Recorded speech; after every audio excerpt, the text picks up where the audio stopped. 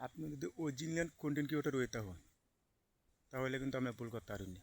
কেরা জানুন, original content creator কোনোদিন সামনে আসার ভিডিও দেখা দিত না।